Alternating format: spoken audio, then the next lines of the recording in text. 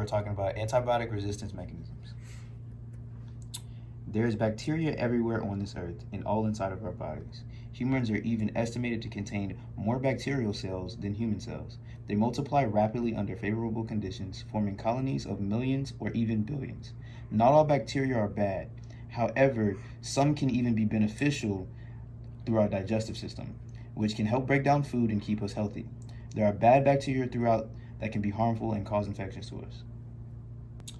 Antibiotics were chemically synthesized to help fight off harmful bacteria that cause infections in humans. They do this by interrupting cell wall synthesis or interfering with other processes like protein synthesis. Antibiotics used to be very effective and revolutionized medicine in the 20th century. As infectious disease was leading cause of death in the 1900s, after the development of the antibiotics, the percentage went down tenfold in the 2000s. Bacterium undergo random mutations, and sometimes these mutations can be ones that enable them to survive against antibiotics, and eventually they will start fighting back. Some bacteria give their drug resistance to other bacteria as well. Antibiotic resistance spreads like wildfire in so many different ways. Resistant bacteria remains in animals and people's guts, and these germs can spread to other people. Resistant bacteria can remain on meat and can spread to humans if not handled properly. Food crops that have remains of animal feces containing resistant bacteria can be spread to human when eaten. Humans can spread their resistant bacteria to healthcare providers and other patients from surfaces. There are different mechanisms antibiotics can use to resist bacteria. These include limiting uptake of a drug, modification of a drug target, inactivation of a drug, and active efflux of a drug.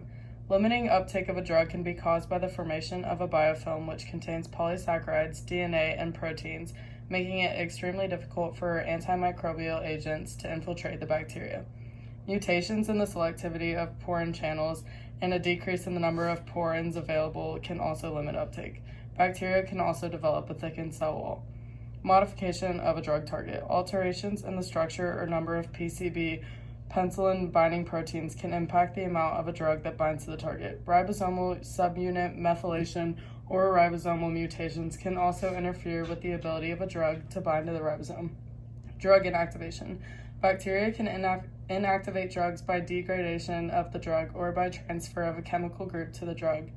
Drug efflux. Bacteria possesses chromosomally encoded genes for efflux pumps. Efflux pumps rid the bacterial cell of toxic substances. High-level resistance is induced by a mutation that modifies the transport channel. Efflux pumps lower intercellular concentrations of the drug. Inactivating enzymes. Antibiotic-modifying enzymes can lead to drug resistance, and some enzymes inactivate antibiotics by covalently linking them with other molecules.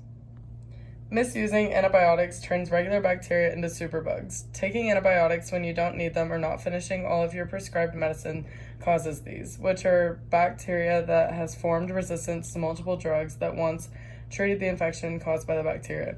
Antibiotic resistance is very prevalent and dangerous as the medicine is becoming not as effective at treating diseases, which is why all the resistant mechanisms bacteria use are being studied so we can hopefully prevent them from happening and allow the antibiotics to properly do their job.